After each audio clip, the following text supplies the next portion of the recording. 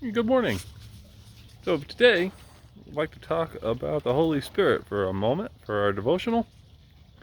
The Holy Spirit is super important in the Trinity, just like Jesus and just like the Father. And it's a part of the Trinity that's difficult to understand sometimes, and it gets passed over often in our awe of God's creation and our thankfulness for Jesus' sacrifice.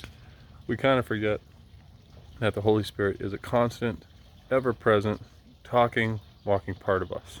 So, our verse for today is 1 Corinthians 7:40. 1 Corinthians 7 has a lot going on. There's a lot of deep topics in that, but the very last line, Paul says she would be better off.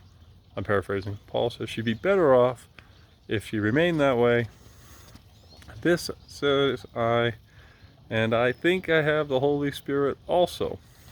I also have the Spirit of God. And what I take from that is that as Paul was writing and talking and trying to come up with inspiration for this doctrine and these teachings, he was listening to the urgings of the Holy Spirit inside him. And often in the Bible, we see where God is talking directly, like say in the case of Moses or Abraham in the burning bush. And then we see where Jesus, of course, was talking directly to the disciples, directly to us. We have quotes. In most Bibles, there's red letters. And then after the resurrection and the ascension, it's the Holy Spirit, for the most part, that does the communicating like that. So Paul is pretty good at listening to those urgings, and as he's made doctrine and did teaching, it came right across, and you can tell that he was listening to what the Holy Spirit had to say. So I think of the Holy Spirit and in a sense that he's inside us and very real and very difficult to see, but pretty easy to get in contact with. And here's my analogy for it. So think of the Trinity as the sun, and the Father is massive and amazing, and we know he's there. We know the Father is there.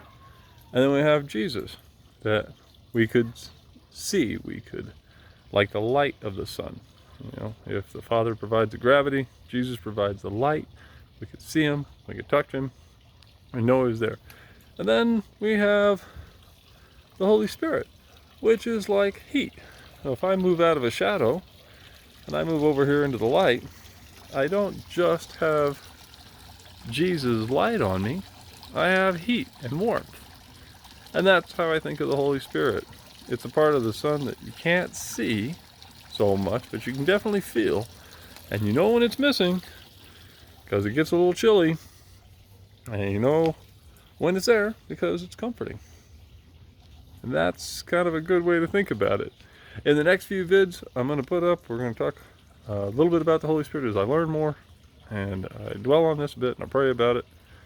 And I do hope that in your Christian walk, you're just as in touch with all three parts of the Trinity. And don't forget to listen to those little urgings and the communication that the Holy Spirit is laying on your heart. Have a great day.